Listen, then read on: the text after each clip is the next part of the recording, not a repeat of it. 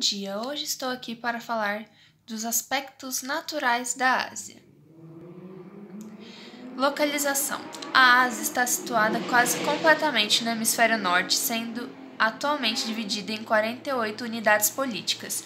Ela é cortada pelo Trópico de Câncer e pela linha do Equador, e pelo meridiano de Greenwich e pelo Círculo Polar Ártico. Ela é banhada pelos oceanos Pacífico, Índio, Glacial e Glacial Ártico.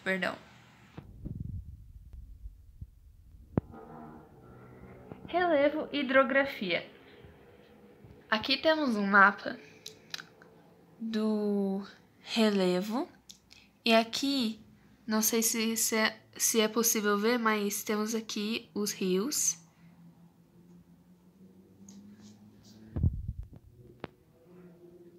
Relevo e hidrografia, norte. A região norte é cortada pelo Círculo Polar Ártico e tem grande parte de sua área ocupada pela planície da Sibéria, na Rússia. É a imagem que está sendo mostrada aqui. Por se tratar de uma antiga região sedimentar, seu subsolo contém expressivas reservas de petróleo e gás natural. Relevo e hidrografia sul. Está em grande parte ocupada pela mais elevada cadeia montanhosa do mundo, a do Himalaia, como podemos ver aqui nesse slide. Originada no período terciário e entremeada por vales profundos. Contém mais de 40 montanhas com pico de altitude superior a 7.000 metros. Podemos dar destaque ao Everest. E a maior parte dessas montanhas está no Nepal, na China, no Tajiquistão, no Paquistão e na Índia, ao sul do Himalaia. Estão localizadas as planícies dos rios Indo e Ganges. Essa planície aqui é a do rio Indo, com relevo de formação sedimentar recente e os solos férteis. Entre essas planícies localiza-se o Planalto do Deccan, de formação antiga e cristalina, onde são explorados recursos minerais. Uma curiosidade é que há 85 milhões de anos as terras que iriam formar a Índia estavam unidas à África e à Antártica. O clímax da ocasião da Índia com a Ásia teve início há cerca de 10 milhões de anos, criando o Himalaia, a maior cadeia de montanhas do mundo. Relevo e hidrografia, sudeste/leste. A parte continental do sudeste é constituída de montanhas que se formam junto com o Himalaia, entremeadas por vales fluviais. A parte insular apresenta elevações de origem vulcânica que se incluem no Círculo de Fogo do Pacífico. Eu coloquei aqui a imagem do Círculo de Fogo do Pacífico. Suas planícies apresentam solo fértil, originado das lavas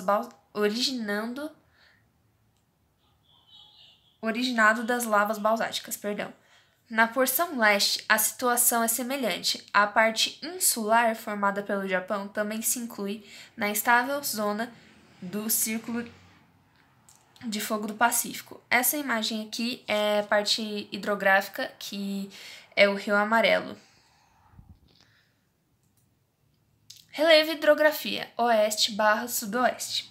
Nessa região encontra-se o Oriente Médio, com relevo constituído por baixos planaltos de origem sedimentar antiga. As altitudes raramente superam 3.000 metros, embora haja alguns pontos elevados onde ocorrem as chamadas neves eternas.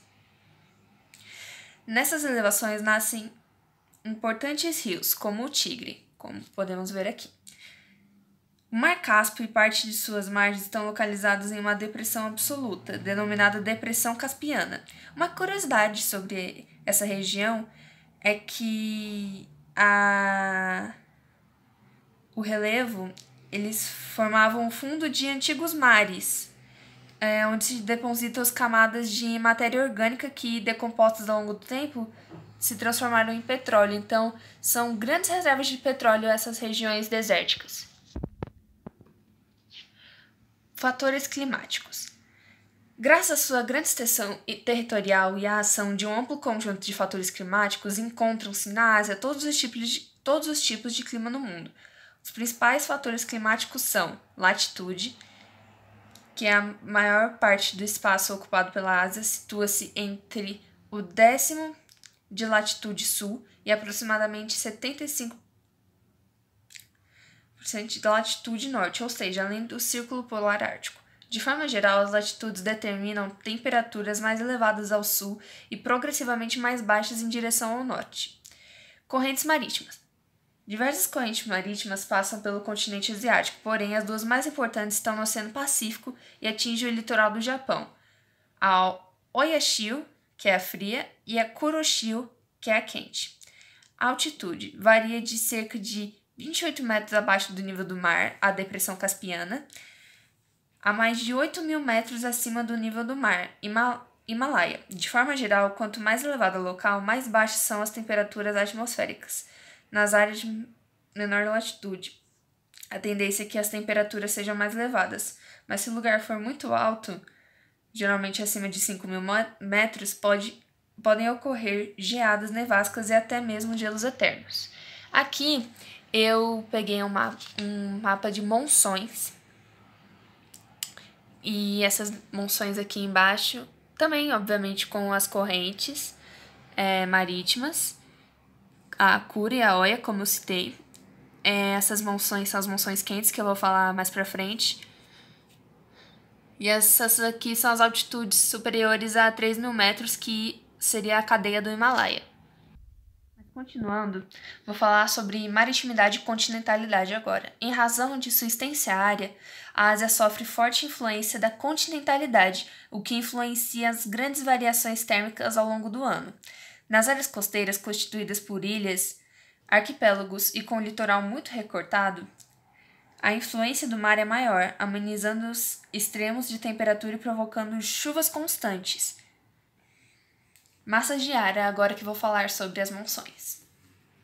Várias massas de ar determinam particularidades climáticas regionais. Podemos destacar, porém vou destacar apenas essas duas aqui. A massa polar ártica, que atua no inverno, penetrando o continente pela planície da Sibéria, aqui na Rússia, ao norte, se deslocando para o sul até ser barrada pela cordilheira do Himalaia. Essa massa provoca forte queda das temperaturas, acompanhada por geadas e nevascas. A outra massa de ar é formada pelas monções de verão, que atingem o sul e o sudeste do continente.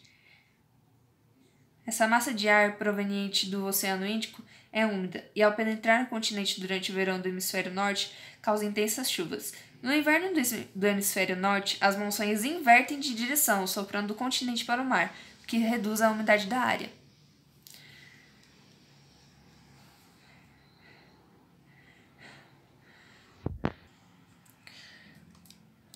Tipos de clima e vegetação. Aqui temos dois mapas. Esse daqui é... Peraí, um minuto. Esse daqui é o dos tipos de clima, que destacamos o equatorial, o tropical, o subtropical, o desértico, o semiárido, o mediterrâneo, o temperado, o frio da montanha e o polar. Aqui é a vegetação que destacamos, que é muito variada também, assim como a variedade climática devido aos fatores que eu falei anteriormente. E a vegetação aqui podemos destacar tundra e a vegetação de montanha, floresta temperada ou de coníferas, pradarias, vegetação mediterrânea, semideserto e estepe, deserto, savana e floresta equatorial ou tropical. Variações climáticas e vegetações, extremo norte. Aqui podemos ver uma floresta de coníferas. Na Rússia siberiana, as altas latitudes e as massas de ar polares criam um clima subpolar, com invernos longos e elevadas precipitações de neve e gelo. Os verões são curtos e amenos, o que acaba não dando tempo para toda essa neve derreter e o gelo também. Nos terrenos onde ocorre esse degelo, ocorre a tundra, cuja vegetação é formada basicamente por musgos e líquens. Um pouco mais ao sul encontra-se a maior floresta de coníferas do mundo, a taiga. E essa maior floresta de coníferas do mundo fica na Rússia, na região siberiana. Perdão. Oriente Médio.